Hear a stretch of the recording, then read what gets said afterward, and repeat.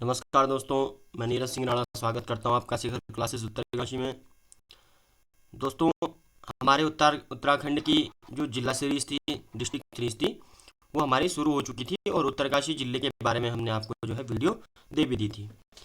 आज हम नई वीडियो लेके आए हैं देहरादून जनपद के बारे में। जो कुछ भी इसका इतिहास है, भूगोल है, सबको कवर करने की कोशिश की है। तो चलो शुरू करते हैं आज देहरादून जनपद के बारे में। देहरादून का नाम दो शब्दों से मिलकर बना है, ठीक है। एक तो है देहरा तथा दून। देहरा का मतलब होता है डेरा या शिविर और दून का मतलब होता है घाटी। अब क्या हुआ था कि सिख गुरु रामराय ने 1676 में देहरादून में डेरा डाला था, इसलिए यहाँ का नाम डेरा, जिससे वो अपभ्रंश हो के बाद में देहरा अथवा देहरादून इसका नाम पड़ा। यह भी मान्यता है कि यहाँ पर आचार्य द्रोण ने तपस्या की थी, जिसके कारण इस क्षेत्र को प्राचीन में द्रोण नगर कहते थे। वो द्रोण नगर के बाद इसका नाम देहरादून पड़ा। देहरादून का प्राचीन नाम पृथ्वीपुर भी था और देहरादून के कालसी नामक स्थान पर अशोक शिलालेख प्राप्त हुआ, जिससे इस बात की पुष्टि होती है कि यह क्षेत्र जो है किसके, मौर्यों के अधीन भी रहा। जो हमारा कालसी शिलालेख है उससे ये प्रमाण होता है कि ये क्षेत्र कभी ना कभी जो है मौर्यों के अधीन भी रहा। देहरादून 1804 तक गढ़वाल के पंवार वंश के राजाओं के अधीन था, लेकिन 1804 में प्रद्युम्न शाह व गोरखा सेना के बीच देहरादून के खुड़बुड़ा नामक मैदान पर युद्ध हुआ, जिसमें प्रद्युम्न शाह की मृत्यु हो गई। जिसके बाद जो है गोरखाओं ने इस क्षेत्र पर क्या किया, अपना शासन किया। और कब तक किया था, 1815-16 तक, ठीक है। संगोली की संधि के बाद जो है ये फिर अंग्रेजों के अधीन आ गया था और टिहरी और उत्तरकाशी वाला हिस्सा जो है सुदर्शन शाह को दिया गया था। 1814 में देहरादून में नालापानी में ब्रिटिश सेना व गोरखाओं के बीच युद्ध हुआ। ब्रिटिश सेना का नेतृत्व जनरल जिलेप्सी ने, व गोरखा सेना का नेतृत्व किसने किया था, बलभद्र थापा ने किया। इस युद्ध में गोरखाओं की पराजय हुई और यह क्षेत्र अब अंग्रेजों के अधीन हो गया, ठीक है। 1817 में देहरादून को जिला बनाया गया और सहारनपुर मंडल में शामिल किया गया, ठीक है। 1817 में इसको क्या बनाया गया, जिला। और उस टाइम पे जब इसको जिला बनाया गया तो सहारनपुर मंडल में इसको शामिल किया गया था। 1825 में देहरादून को कुमाऊं कमिश्नरी में शामिल किया गया और 1829 में देहरादून को कुमाऊं कमिश्नरी से अलग कर मेरठ मंडल में शामिल किया गया, ठीक है। फिर 1975 में देहरादून जनपद को गढ़वाल मंडल में शामिल किया गया और 9 दिसंबर 1998 देहरादून नगर निगम बनाया गया, ठीक है। गढ़वाल में इसे सबसे प्रमुख ये कि इसे गढ़वाल मंडल में कब शामिल किया गया, तो 1975 में देहरादून जनपद को जो है गढ़वाल मंडल में शामिल किया गया। अब इसकी थोड़ी भौगोलिक स्थिति देखते हैं कि पड़ोसी जिले कौन है, पड़ोसी राज्य कौन कौन है। तो पूर्व में अगर बात करेंगे, टिहरी, उत्तरकाशी और पौड़ी देहरादून के पूर्व में स्थित है। और पश्चिम में उत्तर प्रदेश राज्य है और उत्तर में है उत्तरकाशी हिमाचल प्रदेश, ठीक है। और दक्षिण में है हरिद्वार। देहरादून उत्तराखंड राज्य का सबसे पश्चिमी जिला है, ठीक है। ये भी बहुत ही महत्वपूर्ण है कि देहरादून राज्य का सबसे पश्चिमी जिला कौन है, तो यह है देहरादून। और देहरादून जनपद दो राज्यों से सीमा बनाता है, एक तो हिमाचल प्रदेश और दूसरा उत्तर प्रदेश। अब देखते हैं इसके प्रमुख स्थल कौन कौन से हैं। देहरादून जनपद के प्रमुख स्थल, एक तो है सबसे जो प्रमुख है वो मसूरी है। और मसूरी को क्या कहा जाता है, पर्वतों की रानी कहा जाता है। देखो सीधा क्वेश्चन बन सकता है कि पर्वतों की रानी किसे कहा जाता है, तो मसूरी। और पर्वतों का राजा चक्राता को कहा जाता है, ठीक है। मसूरी की खोज आयरिश अफसर कैप्टन यंग ने की और मसूरी नाम यहाँ पर मसूर पौधे के नाम पर पड़ा, जो यहाँ बहुतायत में उगता था। मसूर क्या होता है, जिसकी दाल होती है मसूर, ठीक है। मसूरी को गंगोत्री यमुनोत्री का प्रवेश द्वार भी कहा जाता है, ठीक है। 1843 में मसूरी में पुस्तकालय समिति का गठन किया वो मसूरी स्टेशन लाइब्रेरी की स्थापना की गई। जॉन मैकिनन जो कि क्या थे, एक आयरिश व्यक्ति थे, जिसने 1842 में सबसे पहले मसूरी में छापाखाना लगाया था तथा द हिल्स नामक समाचार पत्र निकाला था। तो द हिल्स नामक समाचार पत्र का प्रकाशन कहाँ से हुआ था, मसूरी से, ठीक है। ब्रिटिश सरकार ने 1842 में मसूरी नगर पालिका का प्रस्ताव पास किया था और 1929 में महात्मा गांधी देहरादून गए थे। इस दौरान वो 2 दिन के लिए मसूरी भी गए थे। दूसरी बार जो है महात्मा गांधी कब आए थे, 7 1946 में दोबारा मसूरी आए थे। मसूरी में हार्डी और भट्टा जलप्रपात स्थित है। गन हिल पॉइंट मसूरी में एक पर्यटक स्थित है। ठीक है, हार्डी और भट्टा जलप्रपात, गन हिल पॉइंट। लाल टिब्बा मसूरी की सबसे ऊंची चोटी है, इससे डिपो हिल भी कहा जाता है। ठीक है, तो डिपो हिल के नाम से किसे जाना जाता है? लाल टिब्बा, जो कि मसूरी की सबसे ऊंची चोटी है। यही मसूरी में क्या है, एक तो है जॉर्ज एवरेस्ट पीक। 1832 में जॉर्ज एवरेस्ट मसूरी आए, वो यहाँ पर सर्वेक्षण कार्यालय स्थापित किया और मसूरी में एवरेस्ट पार्क भी स्थित है। मसूरी में जॉर्ज एवरेस्ट के नाम से 1865 में एक शिखर का नाम जॉर्ज एवरेस्ट पीक रखा गया। ठीक है, इसका नाम जॉर्ज एवरेस्ट पीक कब रखा गया था? 1865 में, और जॉर्ज एवरेस्ट के नाम पे ही जो है इस शिखर का नाम जॉर्ज एवरेस्ट पीक रखा गया। दूसरा मसूरी के अंदर ही है Mussoorie Christ church. Mussoorie Christ church पूरे हिमालयी क्षेत्र में सबसे बड़ा चर्च है। इसकी स्थापना कब हुई थी? 1836 में। और किसने की थी? कैप्टन रेनी टेलर ने। कि यह चर्च गोथिक वास्तुकला का एक अनुकरणीय उदाहरण है। तो किस वास्तुकला का अनुकरणीय उदाहरण है? गोथिक वास्तुकला का जो है ये मसूरी क्राइस्ट चर्च उदाहरण है। दूसरा, देहरादून के अंदर प्रमुख स्थल है कालसी। कालसी देहरादून के चकराता तहसील में स्थित है। इस स्थान पर मौर्य सम्राट अशोक का लेख मिला है, जिसकी हमने इससे पहले बात की थी कि कालसी शिलालेख मिला था, जो कि मौर्यों के यहाँ पर अधीन होने का प्रमाण देता था। तो किसका था? मौर्यों में अशोक का ये शिलालेख था। ठीक है, कालसी शिलालेख में यहाँ के लोगों को क्या कहा गया? पुलिंद। और इस क्षेत्र को अपरांत कहा गया। ये कहाँ से पता चला है? कि कालसी शिलालेख में लिखा हुआ है। कालसी का प्राचीन नाम कालकूट, युगसेल और खलतिका है। ठीक है, अब कालसी अभिलेख के बारे में संक्षिप्त जानकारी देखते हैं कि खोज किसने की। तो ईसी जॉन फॉरेस्ट। ठीक है, यहाँ पे जॉन फॉरेस्ट लिखा हुआ, कहीं कहीं पे ईसी जॉन फॉरेस्ट भी रहता है। और खोज कब की गई? तो 1860 ईस्वी में ईसी जॉन फॉरेस्ट के द्वारा जो है कालसी अभिलेख की खोज की गई। इसकी अगर कोई भाषा पूछे तो किस भाषा में अभिलेख है? प्राकृत भाषा में। और लिपि इसकी पूछे तो कौन सी है? ब्राह्मी लिपि में लिखा हुआ है। प्राकृत भाषा में ये अभिलेख कहाँ है? कालसी में स्थित है। स्थिति जो कालसी की है, जो इसकी सही स्थिति है कि ये कहाँ पे है? टॉस और यमुना के संगम पर ये कालसी अभिलेख स्थित है, और जो कि कहाँ पाया जाता है? देहरादून में। और वहनसांग ने कालसी को शुद्ध नगर कहा। ठीक है, वहनसांग ने क्या किया था? इस कालसी को शुद्ध नगर कहा था। तीसरा है देहरादून के अंदर प्रमुख स्थल लाखा मंडल। और यहाँ मूर्तियों का भंडार, यहाँ पर कहा जाता है कि लाखों मूर्तियां प्राप्त हुई थी, इसीलिए जो यहाँ के नाम जो है क्या कहा गया? लाखा मंडल। और लाखा मंडल जौनसार भावर क्षेत्र में स्थित है। यह स्थल ऐतिहासिक दृष्टि से महत्वपूर्ण है। माना जाता है कि इस स्थल पर महाभारत काल में पांडवों को मारने के लिए जो है लाक्षागृह बनाया गया था। और यह स्थल यमुना और रिखलाड़ नदी संगम पर स्थित है। कौन सा? लाखा मंडल। और लाखा मंडल में लाक्षेश्वर शिव मंदिर भी स्थित है। जो ये सिंहपुर का यदु राजवंश था, ये भी लाखा मंडल से संबंधित ही था। इसका जो है यहाँ पे एक शिलालेख मिला है, लाखा मंडल शिलालेख। तो सिंहपुर का यदु राजवंश, इसका स्रोत लाखा मंडल से एक शिलालेख प्राप्त हुआ है, जो कि लाखा मंडल का है, देहरादून में ही। और लाखा मंडल से राजकुमारी ईश्वरा का शिलालेख प्राप्त हुआ। और राजकुमारी ईश्वरा के पिता का नाम इसमें क्या कहा गया है? भास्कर वर्मन। और पति जालंधर राजकुमार श्री चंद्रगुप्त। लाखा मंडल अभिलेख में यदुवंशी राजाओं की राजधानी कहाँ बताई गई है? तो सिंहपुर बताई गई है। चौथा प्रमुख स्थान है देहरादून के अंदर हनोल। और जौनसार बावर क्षेत्र का ये सबसे बड़ा तीर्थ स्थल है। कौन? हनोल। हनोल में महासू देवता का सबसे बड़ा मंदिर है। और हनोल टोंस नदी के तट पर स्थित है।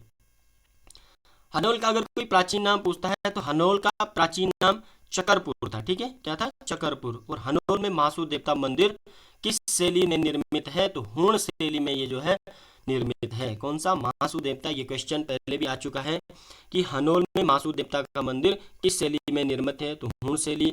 उत्तरकाशी का विश्वनाथ मंदिर भी पूछा गया था, किस शैली में निर्मित है? कत्यूर शैली। तो इस प्रकार से ऐसे क्वेश्चन बनते हैं यूके SSSC में। पांचवा प्रमुख स्थल है चकराता। चकराता देहरादून के जौनसार बावर क्षेत्र के अंतर्गत आता है। और चकराता को पहाड़ों का राजा कहा जाता है। ठीक है, पहाड़ों की रानी कौन? मसूरी। और चकराता को क्या कहा जाता है? पहाड़ों का राजा कहा जाता है। चकराता की स्थापना कर्नल ह्यूम ने की। ठीक है, और चक्राता में टाइगर वाटरफॉल वो किमोना वाटरफॉल स्थित है। कानासर पर्यटक स्थल चक्राता में स्थित है और चक्राता की सबसे ऊंची चोटी कौन है? चिलमरी नेक। जो चक्राता की सबसे ऊंची चोटी है उसका नाम क्या है? चिलमरी नेक है। और देववन पिकनिक स्पॉट ये भी कहाँ है? ये भी चक्राता में है। बैराटगढ़ यह स्थल चक्राता से 15-16 किलोमीटर दूर चौरानी चोटी पर स्थित है और यहाँ कुछ खंडहर पड़े हुए हैं। कहा जाता है कि यहाँ महाभारत काल में पुलिंद राजा जो है किसकी विराट की राजधानी हुआ करती थी। कहाँ? बैराटगढ़ में। बैराटगढ़ जो कि चक्राता से 15-16 किलोमीटर दूर कहाँ पे है? चौरानी चोटी पर स्थित है। छठा प्रमुख स्थल है जो कि देहरादून जनपद के अंतर्गत है, ऋषिकेश। ऋषिकेश गंगा व चंद्रभागा नदी के संगम पर स्थित है। किस किस नदी के संगम पर है ऋषिकेश? तो गंगा और चंद्रभागा।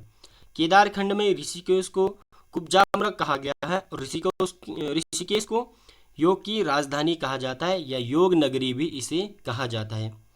ऋषिकेश में प्रसिद्ध त्रिवेणी घाट है। माना जाता है कि यहाँ पर 3 नदियों का संगम होता है और वो 3 नदियाँ कौन कौन से? गंगा, यमुना और सरस्वती। ऋषिकेश में ऋषि कुंड स्थित है और ऋषिकेश को 2017 में नगर निगम बनाया गया है। ठीक है। 7वां प्रमुख स्थल है देहरादून में फन वैली, जो कि देहरादून से 25 किलोमीटर दूर हरिद्वार मार्ग पर 20 एकड़ क्षेत्र में फैला है और यह एक क्या है? एक मनोरंजन का पार्क है। ठीक है, फन वैली क्या है? मनोरंजन पार्क है। 8वां है गुच्छू पानी। गुच्छू पानी देहरादून का प्रसिद्ध स्थल है। इसे रोवर केव या लुटेरों की गुफा या चोरों की गुफा के नाम से इसे जाना जाता है। इसे रोवर केव कहा जाता है। ठीक है। 9वां है घंटाघर। 24 जुलाई 1948 को सरोजिनी नायडू ने इस घंटाघर का शिलान्यास किया। कब किया? 24 जुलाई 1948 को। और घंटाघर के निर्माता कौन है? कुंवर आनंद सिंह। और प्रारंभ में इसका नाम, जब ये घंटाघर बना था तो प्रारंभ में इसका नाम क्या था? बलवीर टावर था। ठीक है। और घंटाघर का उद्घाटन 23 अक्टूबर 1953 में लाल बहादुर शास्त्री ने किया था। ये तो हो गया हमारे देहरादून के प्रमुख स्थल। अब हम बात करते हैं देहरादून जनपद के प्रमुख मंदिर। तो पहला आता है इसमें टपकेश्वर महादेव मंदिर। देहरादून से लगभग 6 किलोमीटर दूर स्थित यह मंदिर भगवान शिव को समर्पित है और यह मंदिर गुफा में स्थित है जहाँ पर जल बूंद बूंद करके टपकता रहता है और इसीलिए जो है इसका नाम टपकेश्वर मंदिर पड़ा। ठीक है। टपकेश्वर मंदिर में जो है शिवरात्रि को टपकेश्वर मेला भी लगता है। ठीक है। दूसरा है गुरु रामराय दरबार। सिखों के गुरु रामराय 1676 में देहरादून आए। वो धम्मूवाला में बस गया। गढ़वाल नरेश उस टाइम कौन थे? फतेहपति शाह। इन्होंने इन्हें 3 गांव दान दिए थे और 1699 में गुरु रामराय ने देहरादून के धम्मूवाला में गुरु रामराय दरबार, ये इसे क्या कहा जाता है? झंडा दरबार की स्थापना की। ये यहाँ पर झंडा मेला भी लगता है जो कि होली के कुछ ही दिनों बाद लगता है। यह दरबार मुगल शैली में निर्मित है। ठीक है। तो ये जो झंडा दरबार है ये किस शैली में निर्मित है? तो ये मुगल शैली में निर्मित है और 1707 में गुरु रामराय की पत्नी पंजाब कौर ने निर्माण कार्य पूरा कराया था इसका। ठीक है। और यहाँ पर प्रतिवर्ष, ये आ गया ना, यहाँ पर प्रतिवर्ष होली के 5वें दिन जो है झंडा मेला का आयोजन किया जाता है। ठीक है। तीसरा है चंद्रवानी मंदिर या इसे चंद्रवदनी मंदिर भी कहीं कहीं कहा जाता है। चंद्रवानी मंदिर, यह मंदिर देहरादून से लगभग 7 किलोमीटर स्थित है, 7 किलोमीटर दूर स्थित है। मान्यता है कि इस स्थान पर महर्षि गौतम ने अपनी पुत्री अंजनी पत्नी के साथ निवास किया था। कहाँ पर? इस चंद्रवानी मंदिर में। ठीक है। चंद्रवानी मंदिर के निकट गौतम कुंड स्थित है। ठीक है। तो गौतम कुंड भी कहाँ स्थित है? देहरादून में ही। चौथा है संतोला देवी मंदिर। इसके बारे में कुछ खास नहीं है, जो कि देहरादून में ही स्थित है। 5वां है सिद्धेश्वर मंदिर और यह मंदिर केदारपुरम में घंटाघर से 5 किलोमीटर दूर मथुरा वाला रोड पर स्थित है। अब देहरादून के 4 प्रमुख सिद्ध भी हैं, जो कि कौन से हैं? लक्ष्मण सिद्ध, कालू सिद्ध, माणक सिद्ध और मांडू सिद्ध। तो लक्ष्मण सिद्ध यह मंदिर देहरादून से पूर्व 11 किलोमीटर की दूरी पर जंगल में पूरब की ओर है और 11 किलोमीटर दूरी पर जो है जंगल की ओर स्थित है। दूसरा है कालू सिद्ध। यह स्थल भानियावाला से 4 किलोमीटर की दूरी पर स्थित है। तीसरा है माणक सिद्ध। यह स्थल देहरादून से पश्चिम की ओर बुड्डी गांव के पास स्थित है। और मांडू सिद्ध, यह स्थल भी देहरादून से पश्चिम प्रेमनगर के पास स्थित है। तो ये देहरादून के 4 सिद्ध हो गए, लक्ष्मण सिद्ध, कालू सिद्ध, माणक सिद्ध और मांडू सिद्ध। 7वां प्रमुख मंदिर है देहरादून में Buddha temple. Dehradun Clement town में स्थित बुद्धा टेम्पल का निर्माण 1965 में शुरू हुआ था। ठीक है, जो कि कहाँ है, क्लेमेंट टाउन में ये मंदिर स्थित है। और इसका निर्माण कब शुरू हुआ था, 1965 में शुरू हुआ था। इस प्रसिद्ध बुद्ध मंदिर का निर्माण कोचेन रिनपोचे नामक बौद्ध भिक्षु ने अन्य भिक्षुओं के साथ मिलकर कराया था। एक बौद्ध भिक्षु था जिसका नाम क्या था, कोचेन रिनपोचे। इन्होंने अन्य भिक्षुओं के साथ मिलकर इस मंदिर का निर्माण करवाया था। ठीक है, देहरादून के इस प्रसिद्ध बौद्ध मठ की वास्तुकला मूलतः जापानी वास्तुकला से प्रेरित है। बुद्धा टेम्पल को मिंड्रोलिंग मोनेस्ट्री भी कहते हैं। इस बौद्ध स्तूप की स्थापना 28 अक्टूबर 2002 में की गई। ठीक है, 1965 में तो इसका निर्माण कार्य शुरू हुआ, लेकिन जो इसके बौद्ध स्तूप की स्थापना हुई वो कब हुई थी, 28 अक्टूबर 2002 में इसकी स्थापना की गई। बुद्धा टेम्पल की ऊंचाई 220 फीट है और यहाँ भगवान बुद्ध की 103 फीट की प्रतिमा है। 220 फीट का तो मंदिर है और भगवान बुद्ध की जो है यहाँ पर 103 फीट की प्रतिमा है। ठीक है, अब देखते हैं देहरादून जनपद के प्रसिद्ध मेले कौन कौन से मेले यहाँ पर लगते हैं। तो पहला तो वही है जो झंडा दरबार में झंडा मेला लगता है। ठीक है, यह मेला देहरादून में प्रतिवर्ष होली के 5वें दिन बाद आयोजित होता है और यह मेला सिख गुरु रामराय जी के जन्म दिवस पर प्रारंभ होता है, जो कि 15 दिनों तक चलता है।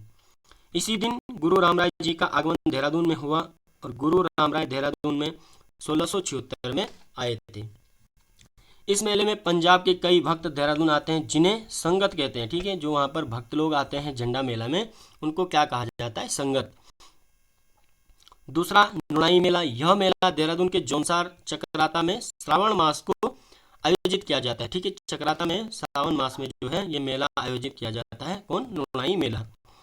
तीसरा है टपकेश्वर मेला। यह मेला देहरादून में देवधारा नदी के किनारे पर एक गुफा में स्थित शिव मंदिर में लगता है, जो कि कौन सा मंदिर है, वो टपकेश्वर मंदिर। इस गुफा में एक शिवलिंग है जिसमें पानी की बूंदें एक चट्टान से टपकती है, इसलिए इस मंदिर का नाम क्या है, टपकेश्वर मंदिर। तो यहाँ पर कौन सा मेला लगता है, टपकेश्वर मेला। ठीक है, चौथा मेला है भद्रराज मेला। यह मेला देहरादून के मसूरी में 15 किलोमीटर दून भद्रराज मंदिर में आयोजित किया जाता है और यह मंदिर भगवान बलभद्र को समर्पित है या बालभद्र को समर्पित है।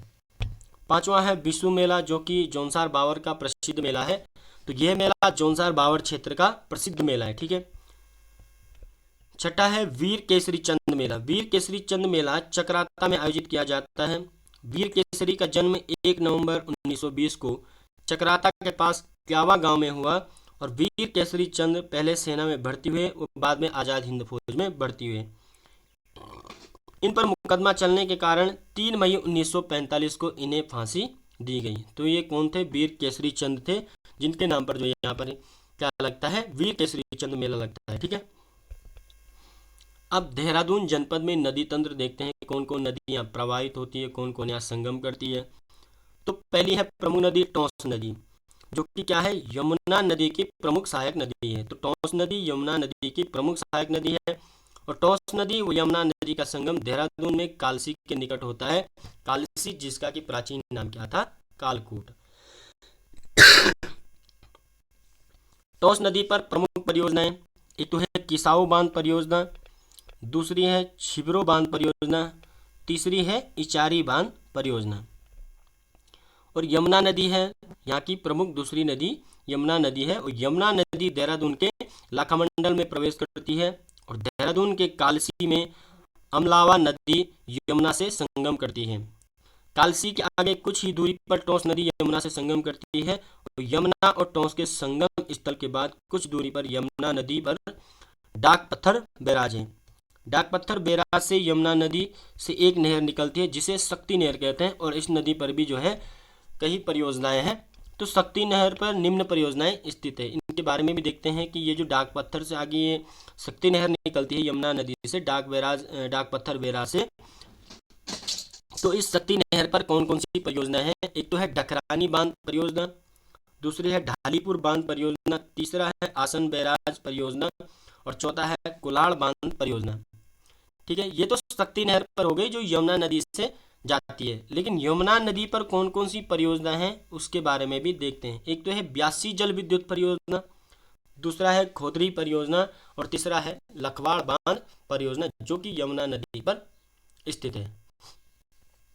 तीसरी प्रमुख नदी है आसन नदी, और आसन नदी देहरादून के आसारोड़ी देहरा मार्ग में के पश्चिम में निकलती हुई रामपुर मंडी देहरादून के पास बाईं ओर से शक्ति नहर जो कि यमुना नदी से निकली हुई डाक पत्थर से आगे इससे जाकर मिल जाती है। ठीक है, और चौथा हमारा जो चौथी प्रमुख नदी है रिस्पन्ना नदी। रिस्पन्ना नदी का मूल नाम, इसका नाम क्या था? ऋषिपर्णा नदी था। ठीक है, और रिस्पन्ना नदी बिंदाल नदी की सहायक नदी है।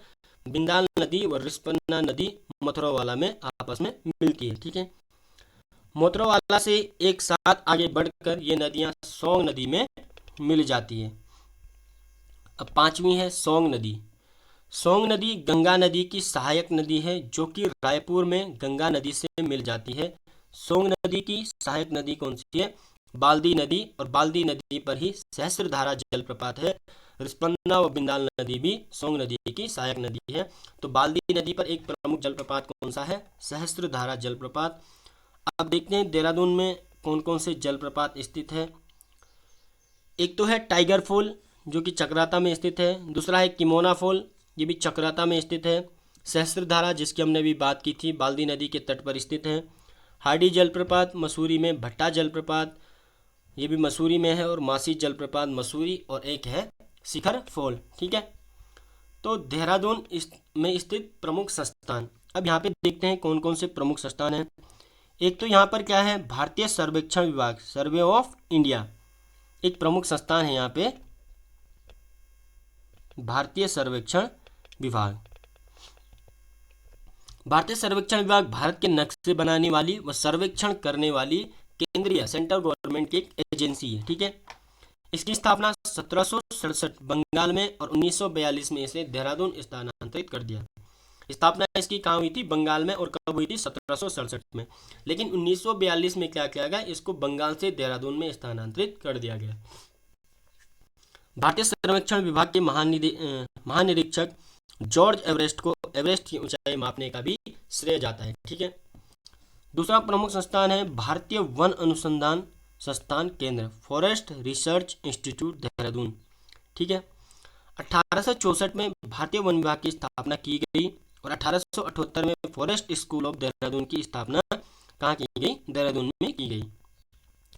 फिर 1884 में फॉरेस्ट स्कूल ऑफ देहरादून, इसका नाम बदलकर क्या कर दिया गया? Imperial forest school of Dehradun कर दिया गया। इसके बाद 1906 में imperial forest school of Dehradun का भी नाम बदलकर imperial forest research institute Dehradun FRI के नाम से इसे जाना जाता है। इसका नाम ये कर दिया गया imperial forest research institute Dehradun. कब? 1906 में। इससे अब Indian forest research institute FRI कहा जाता है। ब्लॉमफील्ड ब्रिटिश आर्किटेक्ट ने वन अनुसंधान संस्थान मतलब फॉरेस्ट रिसर्च इंस्टीट्यूट की इमारत को डिजाइन किया है, और FRI के मुख्य गेट का नाम क्या है? ब्रैंडिस गेट। वायसराय लॉर्ड इरविन ने 7 नवंबर 1929 को इस भवन का उद्घाटन किया था। जो ये भवन बना हुआ है FRI का, इसका जो उद्घाटन किसने किया था? वायसराय लॉर्ड इरविन ने। और कब किया था? 7 नवंबर 1929 को। वर्ष 1991 में विश्वविद्यालय अनुदान आयोग द्वारा एक डीम्ड विश्वविद्यालय के रूप में घोषित किया गया था। ठीक है, तीसरा यहाँ पर प्रमुख जो कार्यालय है या संस्थान है वो कौन सा है? राष्ट्रीय जल सर्वेक्षण कार्यालय। भारत में पहली बार नौसैनिक जल सर्वेक्षण विभाग की स्थापना कब की गई थी? 1770 में, और ईस्ट इंडिया कंपनी ने जो है इस जो ये नौसैनिक जल सर्वेक्षण विभाग था इसकी स्थापना की थी। ठीक है, 1874 में मेरिनो सर्वे ऑफ इंडिया को कोलकाता स्थानांतरित किया गया, और 1954 में मेरिनो सर्वे ऑफ इंडिया को देहरादून में स्थानांतरित कर दिया गया। इसका नाम नौसेना जल सर्वेक्षण कार्यालय रखा गया। तो ये देहरादून में कब आया? 1954 में। ठीक है, 1996 में इसका नाम नेशनल हाइड्रोग्राफिक ऑफिस कर दिया गया और 1999 में इसका नाम नेशनल हाइड्रोग्राफिक सर्वेक्षण ऑफिस, राष्ट्रीय जल सर्वेक्षण कार्यालय कर दिया गया। चौथा प्रमुख संस्थान है यहाँ पे Wadia institute of Himalayan geology, ठीक है, WIHG इसका शॉर्ट फॉर्म है। वाडिया हिमालयन भूविज्ञान संस्थान यहाँ पर स्थित है, जिसकी स्थापना 1968 में दिल्ली में हुई थी और 1976 में देहरादून में इसे स्थानांतरित किया गया। Wadia institute of Himalayan geology Bharat सरकार के विज्ञान एवं प्रौद्योगिकी मंत्रालय के अधीन है, ठीक है। पांचवा प्रमुख संस्थान यहाँ पे भारतीय पेट्रोलियम संस्थान, इंडियन इंस्टीट्यूट ऑफ पेट्रोलियम, इसकी स्थापना 1960 में और इसका जो उद्देश्य था पेट्रोलियम उत्पादों का विकास करना था, ठीक है। और वर्ष 2019 में IIP Indian institute of petroleum ने देहरादून में प्लास्टिक वेस्ट को डीजल में तब्दील करने के लिए एक प्लांट स्थापित किया। मतलब जो प्लास्टिक जो वेस्टेज है उसको डीजल में कैसे हम बदल सकते हैं, इसका एक प्लांट स्थापित किया, ठीक है। कब? 2019 में। छठा यहाँ पर प्रमुख संस्थान है oil and natural gas corporation, जिसकी स्थापना 1965 में की गई और 14 अगस्त 1956 में इसकी स्थापना 1956 में की गई, ठीक है। 1956 में ही इसकी स्थापना की गई और 14 अगस्त 1956 में इसे तेल एवं प्राकृतिक गैस आयोग का नाम दिया गया और 1994 में तेल एवं प्राकृतिक गैस निगम ONGC, ठीक है, ऑयल एंड नेचुरल गैस में रूपांतरित किया गया।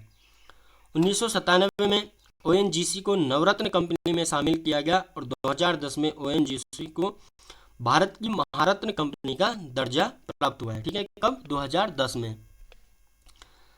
सातवां यहाँ पर प्रमुख संस्थान है ड्रिलिंग प्रौद्योगिकी संस्थान, इंस्टीट्यूट ऑफ ड्रिलिंग टेक्नोलॉजी, ठीक है, जिसकी स्थापना कब हुई थी? 1978 में।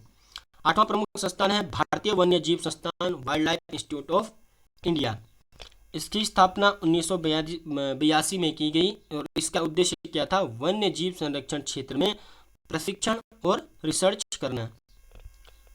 नवा प्रमुख संस्थान है भारतीय सुदूर संवेदन संस्थान, Indian institute of remote sensing, ठीक है, जिसकी स्थापना कब हुई थी? 1966 में। 10वां प्रमुख संस्थान है इंदिरा गांधी राष्ट्रीय वन अकादमी, Indira Gandhi national forest academy, जिसकी स्थापना 1987 में की गई थी, ठीक है। तो ये हमारे देहरादून में प्रमुख संस्थान और कार्यालय थे। अब आता है कि यहाँ पर कौन से राष्ट्रीय उद्यान है, कौन से वन्यजीव विहार है। तो थोड़ा देखते हैं यहाँ पर कौन से वन्यजीव है, राष्ट्रीय उद्यान है। पहला है राजाजी राष्ट्रीय उद्यान, जिसकी स्थापना कब हुई थी? 1983 में देहरादून, हरिद्वार और पौड़ी के क्षेत्रफल में ये आता है, ठीक है। क्षेत्रफल की इसकी बात करें तो इसका क्षेत्रफल 820.42 वर्ग किलोमीटर है, ठीक है, और मुख्यालय इसका कहाँ है? देहरादून। प्रमुख जीव इसमें हाथी, शेर, टाइगर, नीलगाय, चीतल आदि के लिए जो है ये प्रसिद्ध है और हाथियों के लिए जो है ये मुख्यतः प्रसिद्ध है, ठीक है। इसे वर्ष 2015 में टाइगर रिजर्व घोषित किया गया। यह देश का 48वां टाइगर रिजर्व और उत्तराखंड का कौन सा है? दूसरा टाइगर रिजर्व है। दूसरा आता है हमारा मसूरी वन्यजीव विहार, जिसकी स्थापना 1993 में की गई। इसकी स्थिति अगर कोई पूछे तो ये देहरादून जनपद में स्थित है और क्षेत्रफल इसका कितना है? 11 वर्ग किलोमीटर। और वन्यजीव जिनका यहाँ पर संरक्षण किया जाता है लंगूर, तीतर, पहाड़ी बटेर और चकोर आदि, ठीक है। तीसरा है मालसी डियर पार्क, ये देहरादून में मसूरी रोड पर स्थित है। अब प्रमुख संग्रहालय यहाँ पर देखें तो कौन सा है? स्टेट वार मेमोरियल चीर बाग, जो कि कहाँ? देहरादून में ही है। विश्व प्राकृतिक धरोहर केंद्र देहरादून में, और वन संग्रहालय ये भी कहाँ है? देहरादून में। अब थोड़ी इंडस्ट्री की बात करते हैं कि देहरादून में उद्योग कौन कौन सी इंडस्ट्री है। तो सबसे प्रमुख है सिडकुल, इसे कहा जाता है। सिडकुल इसका शॉर्ट फॉर्म है और फुल फॉर्म है इसका state industrial development corporation of Uttarakhand limited, ठीक है। सिडकुल की स्थापना 2002 में की गई और सिडकुल का मुख्यालय कहाँ है? और देहरादून में। और सिडकुल के जो है 7 बड़े औद्योगिक आस्थान भी हैं। तो सिडकुल के 7 बड़े औद्योगिक आस्थान कौन कौन से? एक तो है एकीकृत औद्योगिक आस्थान, जो कि कहाँ है? हरिद्वार में। दूसरा है एकीकृत औद्योगिक आस्थान, जो कहाँ है? पंतनगर में। एकीकृत औद्योगिक आस्थान सैलाकुई देहरादून में। और चौथा है IT पार्क सहस्त्रधारा देहरादून में। पांचवा एल्डिको सिडकुल इंडस्ट्रियल पार्क जो कि कहाँ है, सितारगंज में। छठा है सिगड्डी ग्रोथ सेंटर, कहाँ है, कोटद्वार पौड़ी में। और सिडकुल फेज 2 जो कहाँ है, सितारगंज में। तो ये 7 बड़े औद्योगिक स्थान है सिडकुल के। प्रमुख उद्योग व औद्योगिक पार्क कौन कौन से, सिल्क पार्क जो कि कहाँ है, देहरादून में। सीमेंट उद्योग ये भी देहरादून में, और मार्बल उद्योग देहरादून में ही स्थित है। ठीक है। उच्च शिक्षा के राष्ट्रीय स्तर के संस्थान, जो यहाँ पर हाई एजुकेशन के जो संस्थान हैं उनके बारे में भी देखते हैं। एक तो है IMA, इंडियन मिलिट्री एकेडमी, ठीक है, जो कि कहाँ है, देहरादून में स्थित है। और इंडियन मिलिट्री एकेडमी IMA की स्थापना कब की गई थी, तो 1 अक्टूबर 1932 में IMA की स्थापना की गई थी। ये क्वेश्चन फॉरेस्ट गार्ड में भी आया हुआ था। इसका औपचारिक उद्घाटन 10 दिसंबर 1932 में field marshal sir Philip Chetwode, IMA की प्रमुख बिल्डिंग का नाम चेडवुड बिल्डिंग है। ठीक है।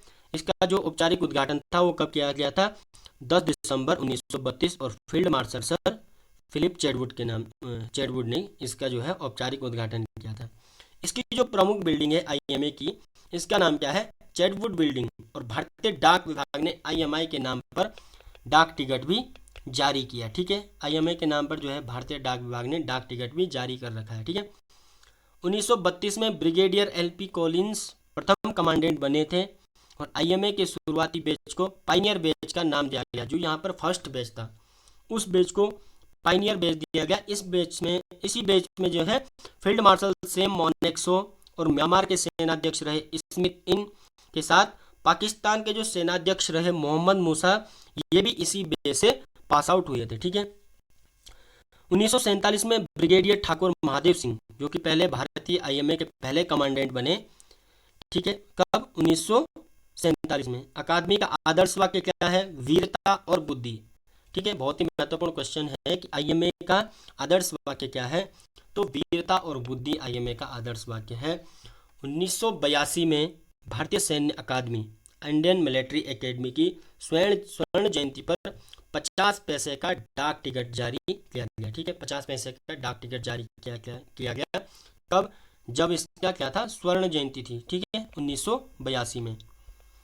दूसरा है इंदिरा गांधी राष्ट्रीय फॉरेस्ट अकादमी देहरादून। इसकी स्थापना कब हुई थी, 1987 में। और स्थिति इसकी है, कहाँ पे स्थित है, तो देहरादून में। ठीक है।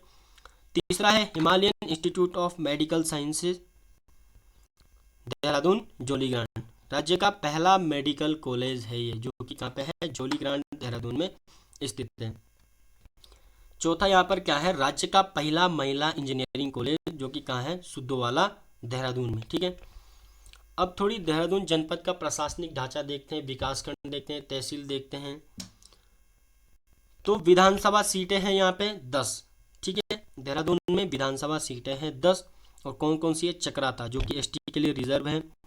दूसरा है राजपुर जो कि SC के लिए रिजर्व है। तीसरा है विकासनगर। चौथा देहरादून। पांचवा धर्मपुर। छठा मसूरी। सातवां रायपुर। आठवां सहसपुर। और नौवां ऋषिकेश। 10वां डोईवाला। तो ये यहाँ के विधानसभा क्षेत्र हो गए। और विकासखंड की बात करें तो यहाँ पर विकासखंड है रायपुर, चक्राता, डोईवाला, कालसी, सहसपुर और विकासनगर।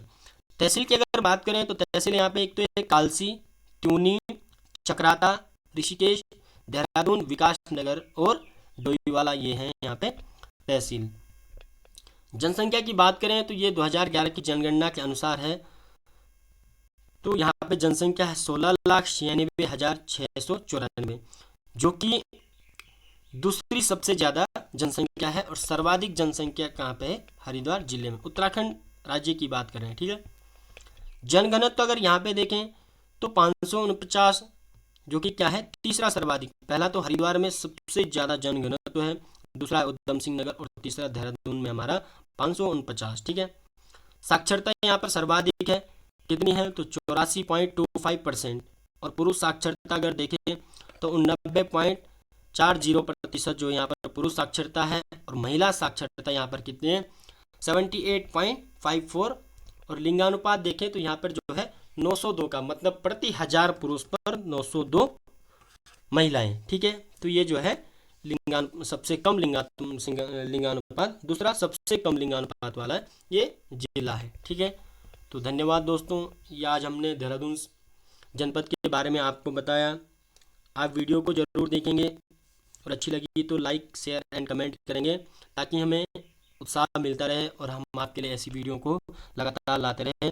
तो आज के लिए इतना ही काफ़ी, धन्यवाद, मिलते हैं अगली वीडियो में।